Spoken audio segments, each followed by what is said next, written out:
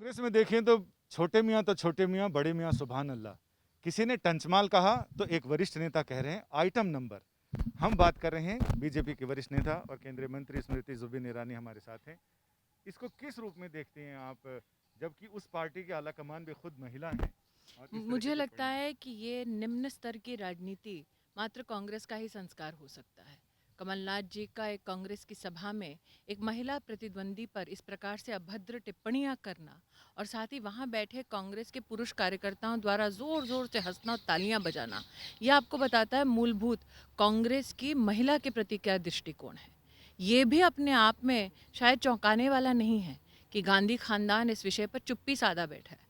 पहले भी मध्य प्रदेश के कांग्रेस के एक नेता दिग्विजय सिंह जी ने एक महिला को, जो उन्हीं के संगठन की एक कार्यकर्ता है, उसको टंचमाल कहा था।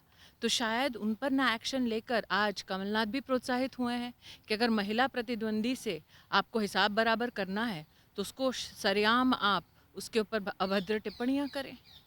उस पर जिनके लिए ये टिप्पणी की गई वो फूट फूट कर रोई भी, लेकिन बाद में उन्होंने ये जस्टिफाई किया कि उनको शब्दों का ज्ञान नहीं है।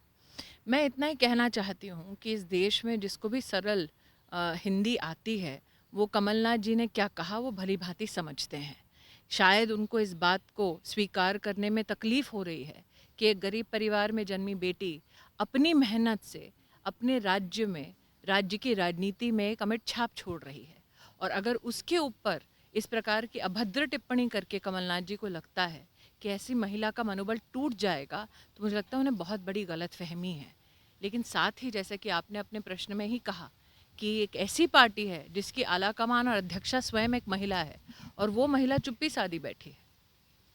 तो इसमें what do you think in your opinion what can be done by Congress commander? You should ask the Congress High Command what they want to do with people who will use derogatory words against women who are their opponents in the electoral field.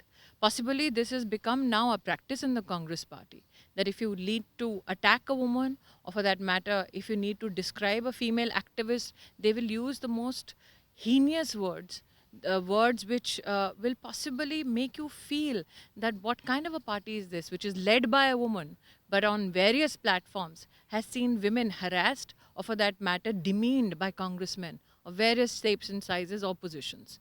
This is not the first time. Digvijay Singh has famously once called his own female compatriot in his party Tanchmal. Was he reprimanded?